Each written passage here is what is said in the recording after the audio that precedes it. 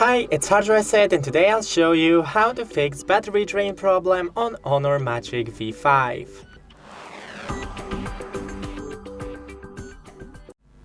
So first, open the settings, go into the battery, and here enable power saving mode.